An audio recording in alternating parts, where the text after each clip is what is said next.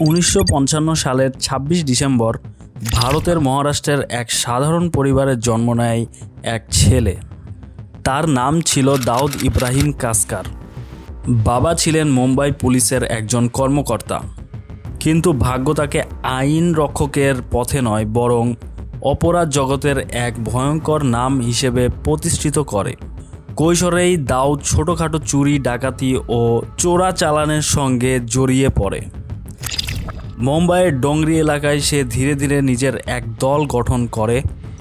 1970 দশকের শেষ দিকে বড় ভাই সাবির ইব্রাহিমকে নিয়ে সে প্রতিষ্ঠা করে ডি কোম্পানি নামে একটি অপরাধী চক্র। শুরুতে তাদের প্রধান কাজ ছিল স্বর্ণ চোরাচালান, চাঁদাবাজি ও অবৈধ ব্যবসা। সময়ের সঙ্গে সঙ্গে ডি কোম্পানি মুম্বাইয়ের সবচেয়ে শক্তিশালী আন্ডারওয়ার্ল্ড নেটওয়ার্কে পরিণত হয়। দাউদের প্রভাব শুধু ভারতের মধ্যেই সীমাবদ্ধ ছিল না, তার নেটওয়ার্ক এশিয়া, মধ্যপ্রাচ্য এবং আফ্রিকার বিভিন্ন অঞ্চলে ছড়িয়ে পড়ে। 1986 সালে পুলিশের চাপ বাড়তে থাকলে দাউদ ভারত ছেড়ে দুবাইয়ে চলে যায়।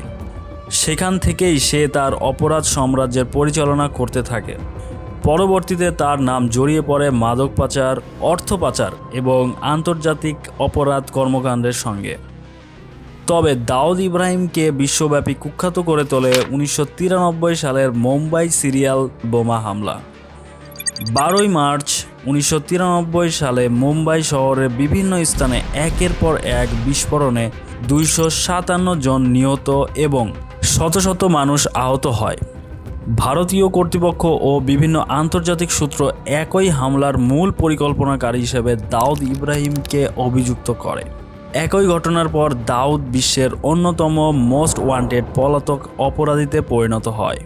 2003 সালে যুক্তরাষ্ট্র তাকে আন্তর্জাতিক সন্ত্রাসী হিসেবে ঘোষণা করে এবং জাতিসংঘও তার বিরুদ্ধে নিষেধাজ্ঞা আরোপ করে। দাউদের জীবনকে ঘিরে রয়েছে অসংখ্য রহস্য। তিনি ঠিক কোথায় অবস্থান করছেন তা নিয়ে বছরের পর বছর ধরে বিতর্ক চলেছে। বিভিন্ন সূত্রে পাকিস্তানের করাচিতে তার অবস্থানের দাবি করা হলেও বিষয়টি আন্তর্জাতিক রাজনৈতিক আলোচনার অংশ হয়ে আছে। আজ দাউদ ইব্রাহিমের নাম উচ্চারিত হয় বিশ্বের সবচেয়ে কুখ্যাত অপরাধীদের তালিকায়। একজন পুলিশ কর্মকর্তার ছেলে কিভাবে আন্তর্জাতিক অপরাধ জগতের সম্রাট হয়ে উঠেছিল, সেই গল্প ইতিহাসের অন্যতম আলোচিত কাহিনী হয়ে রয়েছে।